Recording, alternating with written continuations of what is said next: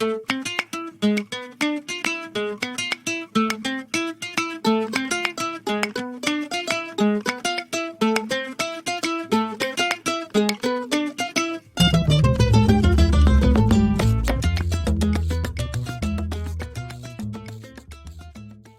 mon pompon. Bon alors avant toute chose, je rends à Caesar ce qui est à Caesar, car figure-toi, mon pompon, que l'idée de l'épisode du jour n'est pas de moi. Mais qui donc, Captain Sophro? Eh bien je trottinais gaiement avec l'élégance altière d'une jeune otarie insoucieuse sur le sable fin d'Instagram, quand soudain je fus percuté tel un roi mage en pleine épiphanie par l'évidence lumineuse d'un post de Zoé Sophro. Si tu ne connais pas son compte, by the way, cours-y vite, il est rempli de bonnes ondes, d'humour et surtout d'infos super enrichissantes. Tu vois, moi par exemple, je suis extrêmement cultivée, un puits de fiance pour ainsi dire. Eh ben, j'ai appris des trucs hyper intéressants en passant par chez elle. Vraiment, si tu as envie de te sentir moins bête et plus content en quelques secondes, va jeter un œil. Donc, v'là-t-il pas qu'elle s'est maté le Seigneur des Anneaux et qu'elle relève la formidable sophronisation exécutée par Sam Gamgee peu de temps avant la destruction de l'anneau maudit. Non, quand ça date d'il y a plus de 10 ans, il n'y a pas de spoil les gars, sinon on peut causer de rien du tout. Non de Zeus, me suis-je exclamé en moi-même, c'était là sous mes yeux depuis tant d'années. Voilà qui était bien trop joli et juste pour que je passe à côté du bonheur et de l'honneur d'en faire un épisode. Alors, je préfère aussi te prévenir tout de suite, je suis extrêmement sensible en ce qui concerne le cas Sam Gamgee. En résumé, je vois sa bonne tête, j'ai déjà l'œil qui coule et la truffe humide, et alors dès qu'on entre dans ces scènes mythiques, j'ai le menton qui passe en mode Peringalls, tremblote, voix serrée par l'émotion et chialade garantie. Sam, c'est la meilleure personne, ok? Je l'aime comme un Saint-Bernard après l'avalanche.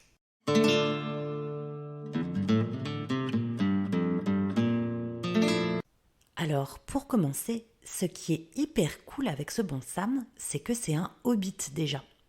Ben si, les hobbits c'est la meilleure chose. Ah quand même, moi je trouve que les elfes ils sont bien plus stylés, bonne mère. Le Legolas là, il est bien joli. Ah ben oui, Catchy, c'est sûr que c'est plus cossu. Et vas-y que ça rutile, il est prétentieux de partout. Les elfes ils se la pètent, c'est tout. C'est pas faux, mais au moins ils ont les ongles nickel et c'est pas le cas de tout le monde, hein.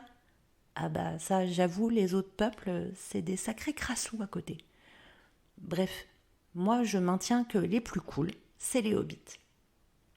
Attends, 6 repas par jour, une nature verdoyante et préservée de la technologie, en dehors d'un maire organisateur de soirée, pas de chef politique.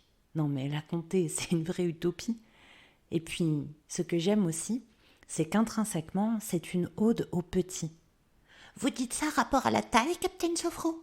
Parce que les nains non plus, ils sont pas très grands alors dans ce cas-là. Bonne remarque, mon pompon. Non, je parlais des petits au sens symbolique. Les hobbits, c'est à peine si le reste du monde sait qu'ils existent, tu vois. Pour ceux qui savent, on les appelle demi-hommes. On ne s'intéresse en rien à leur culture. On sourit avec mépris quand ils se joignent au club des héros. Alors que bon, qui va sauver le monde, hein? C'est les petits oiseaux.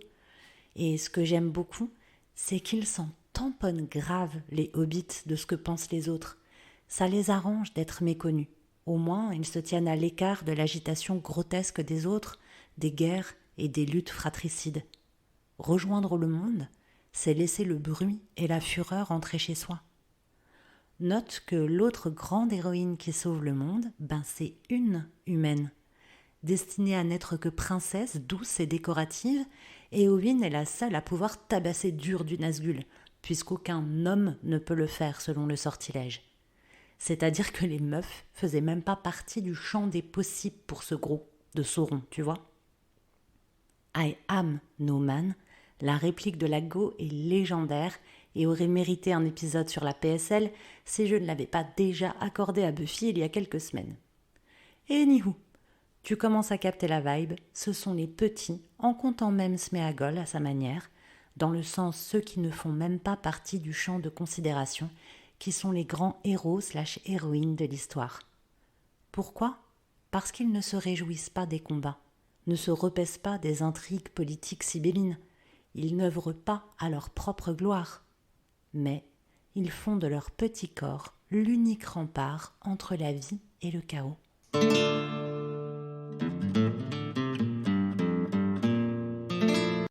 Alors, quel meilleur porte-drapeau de ce courage modeste que notre bon Sam Gamgee, hobbit jardinier d'un autre hobbit, serviteur d'un être déjà considéré comme insignifiant. Sam ne sortira d'ailleurs jamais de son rôle. C'est pour cela que ce ne peut pas être lui le porteur de l'anneau, alors qu'il en aurait la capacité, nous y reviendrons. Il ne peut devenir le héros véritable que par sa foi indéfectible et son amour absolument pur pour Frodon Sake. Ne t'y trompe pas, jeune pompon, Sam comprend parfaitement les enjeux. Il prend la mesure de la mission, à tel point qu'il est persuadé de ne pas être à la hauteur, de n'être qu'un acolyte d'arrière-plan. Mais ce n'est pas cette cause-là seule qui le pousse à agir, à ne pas abandonner.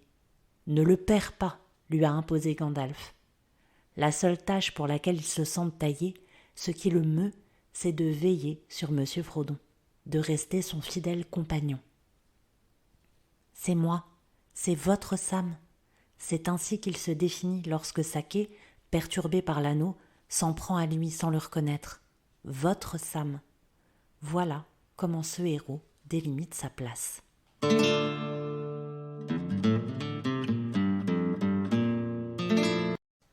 Alors ce n'est pas sans rappeler la posture humble d'un autre héros, de la légende arthurienne celui-ci, Perceval. Je t'ai dit tout à l'heure que j'allais revenir sur la capacité que Sam aurait à être le porteur de l'anneau. Lorsqu'il est contraint de s'en saisir pour le protéger, il ne ressent rien. Aucun attrait, aucun appel, aucune séduction. L'anneau, dans ses mains, redevient un simple morceau de métal. Alors oui, sans garder bien en tête le fait que Sam n'avance que pour Frodon, c'est un tantinet agaçant de se dire qu'il aurait dû être le porteur de l'objet maudit, ce qui aurait permis à tout le monde de faire route pépouze. C'est comme l'idée de tout faire à dos d'aigle, hein. Visiblement, c'était possible, et ça aurait évité des jours de marche, et des répliques du genre « La lune est rouge, il a dû couler beaucoup de sang cette nuit. » Ah, franchement, c'était long, ça, les pompons, j'étais au bout du Rolls. Toujours est-il que Perceval, c'est pareil. C'est pas un bon chevalier, au sens où c'est un peu le gars de la cambrousse, voyez.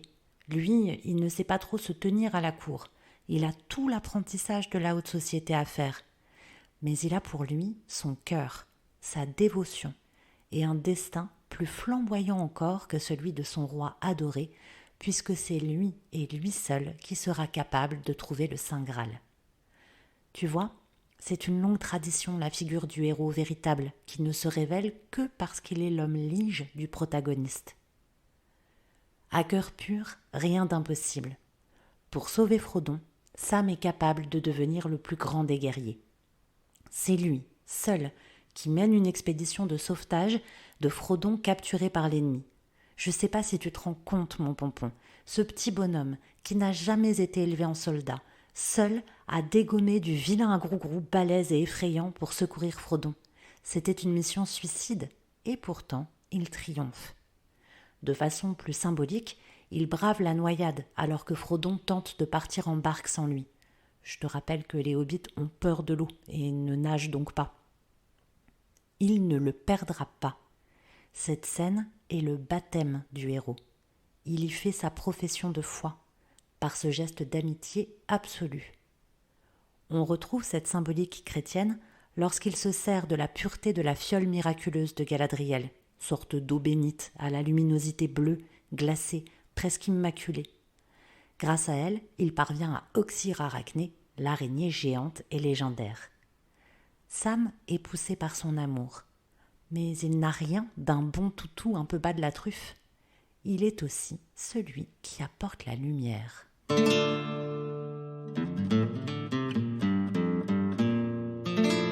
En effet, mon pompon, je suis passée un peu vite sur la présentation du personnage tout à l'heure. Son prénom complet est Sam Sagas, Samwise en VO. Sam le sage, quoi. Pas Sam le fidèle, ou Sam le pécore, ou Sam le sidekick. Sam le sage.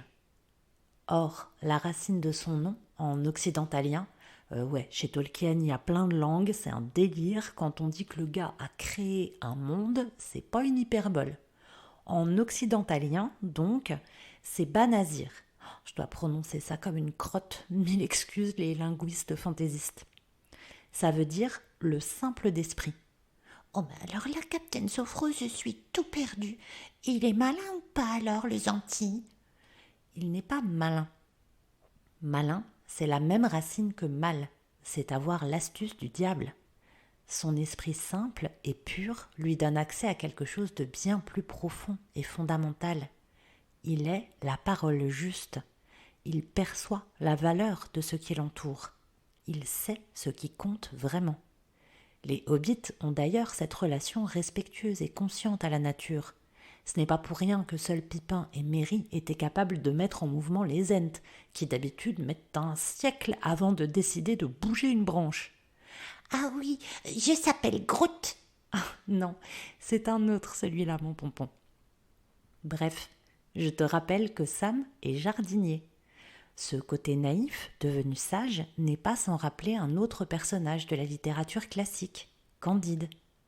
La leçon finale de Voltaire dans cette œuvre, c'est bien de cultiver son jardin. Trouver la sagesse dans la paix et la simplicité du travail, sain, fécond, généreux, comme le disait Victor Hugo. Ouais, aujourd'hui, je name drop les classiques comme une déglingo. Ce qui compte de façon absolument essentielle pour Sam, c'est Frodon, bien sûr, mais c'est aussi la comté.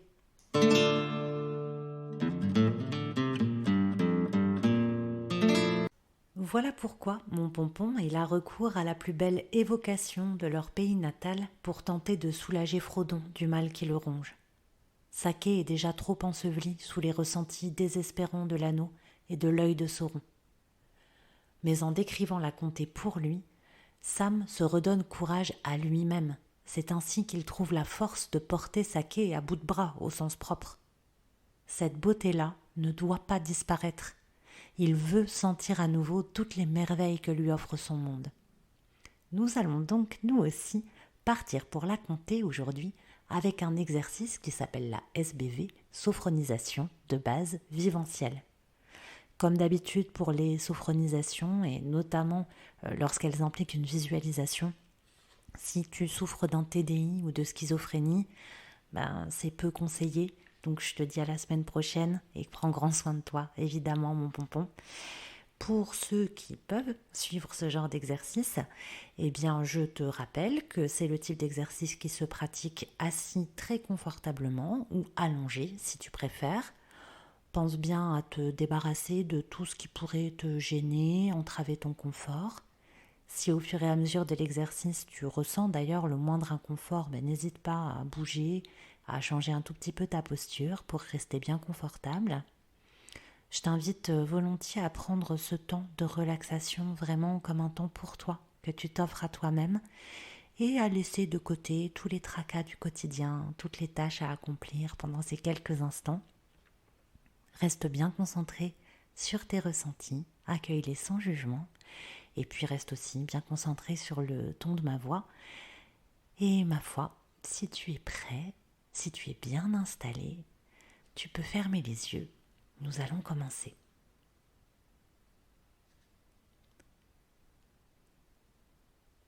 Laisse l'effet doux d'un petit vent frais, printanier, passer dans tes cheveux. Sous cet effet relaxant, sens tout ton cuir chevelu s'étirer.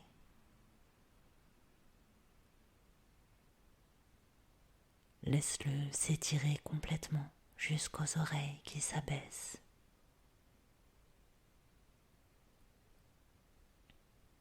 Laisse ton front se lisser complètement.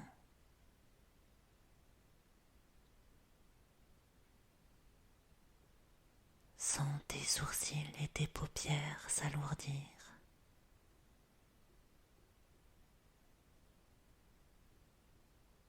Laisse tes yeux se relaxer complètement derrière les paupières.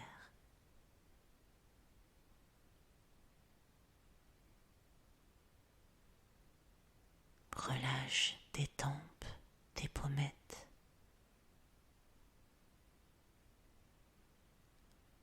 Laisse reposer les arêtes de ton nez.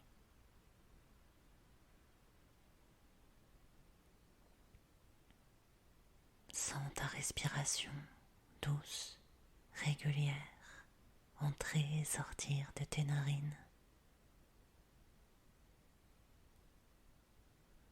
Perçois la chaleur de ton souffle sur ta lèvre supérieure.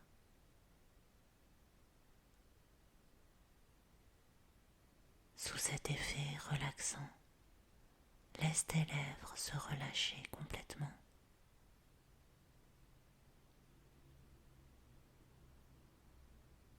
Décrispe totalement les mâchoires.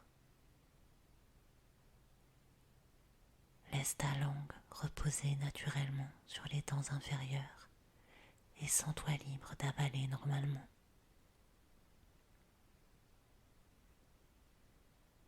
Prends conscience que toute ta tête est complètement détendue.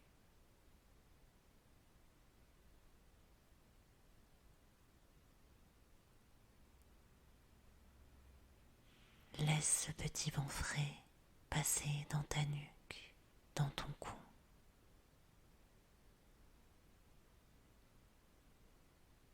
Sens tes muscles se détendre, s'étirer.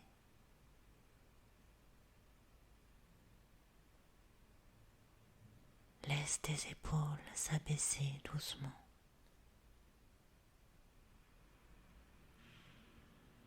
Sens les muscles de tes bras se relâcher jusqu'au coude.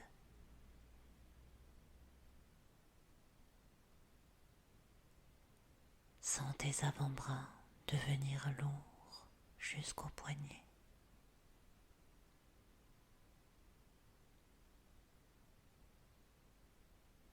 Laisse tes mains se détendre, le dessus, la paume et chacun de tes doigts.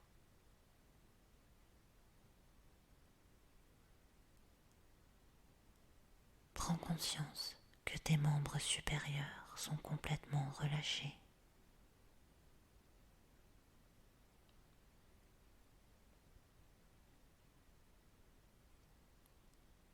Porte maintenant attention à ton souffle ample qui soulève et abaisse tes côtes.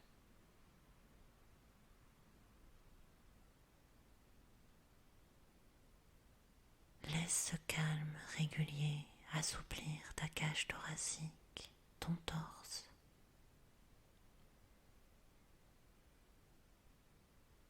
Sens ton ventre se dénouer, se relâcher.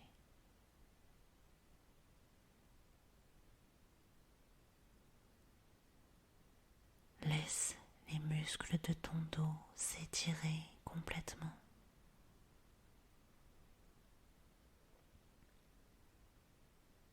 Perçois cette détente tout le long de ta colonne jusqu'au lombaire.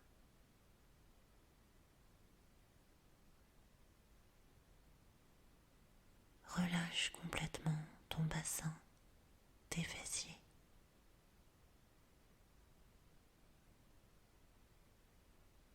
Prends conscience que tout ton buste est calme et détendu.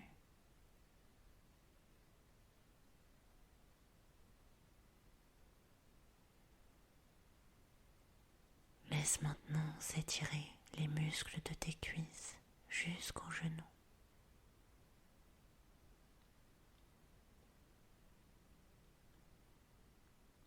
Sens cette détente glisser le long des tibias, envahir tes mollets jusqu'aux chevilles.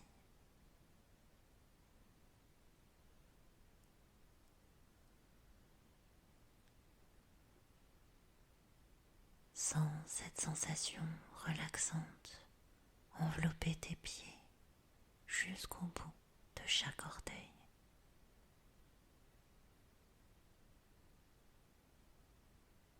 Prends conscience que tout le bas de ton corps est complètement détendu.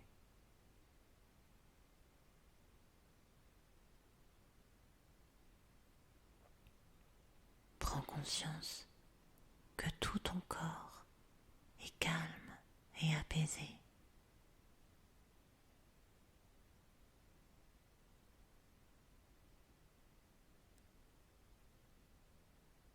Je te propose maintenant de te débarrasser des dernières tensions qui pourraient rester en toi. Pour cela, à mon signal, et à mon signal seulement, tu inspireras profondément par le nez, bloqueras ta respiration, tu contracteras tous les muscles de ton corps, de la tête aux pieds, puis tu souffleras fortement par la bouche pour expulser les tensions, et tu relâcheras complètement les muscles de ton corps.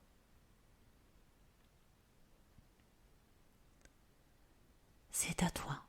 Inspire profondément par le nez.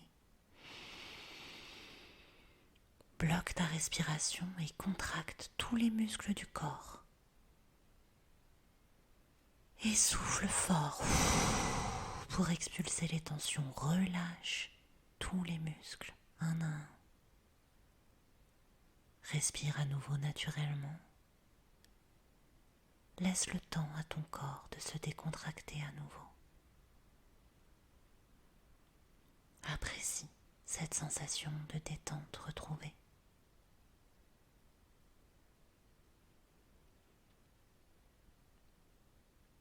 Visualise-toi maintenant de retour dans la comté. Observe le paysage, l'herbe d'un vert si éclatant qu'on la croirait miraculeuse. Apprécie la forme ronde, douce, accueillante des portes des maisons.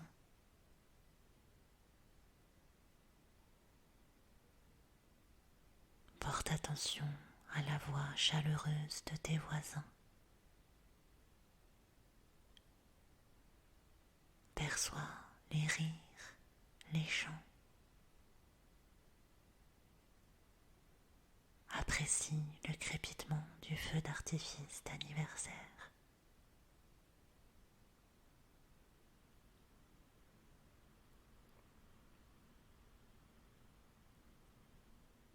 Régale-toi de l'odeur réconfortante de l'herbe à pipe.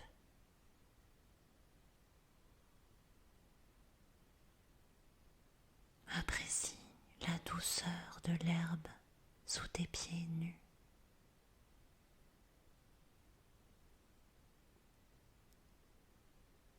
Sens le vent doux du printemps caresser ton visage.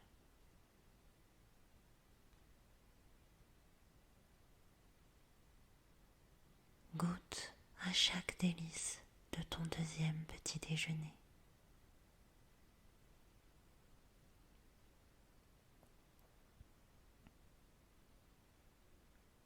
Prends conscience des ressentis positifs que t'amènent toutes ces sensations.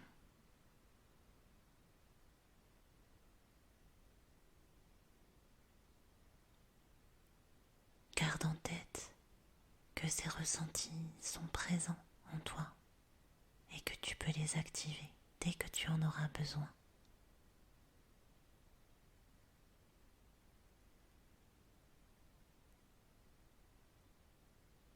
Tu peux maintenant reprendre conscience des bruits qui t'entourent dans la pièce où tu te trouves, à l'extérieur de cette pièce.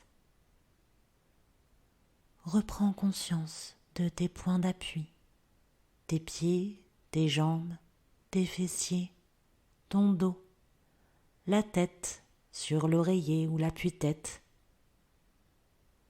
Inspire profondément pour te dynamiser et souffle par la bouche. Tu peux remuer doucement tes mains, tes pieds, ton cou. N'hésite pas à t'étirer ou à bâiller si tu en as envie. Et quand tu seras prêt, tu pourras ouvrir les yeux. L'exercice est terminé. J'espère que ça t'a plu. Je te dis comme d'habitude à lundi prochain. Et d'ici là, n'oublie pas, respire, baisse tes épaules et relève le menton, mon petit pompon.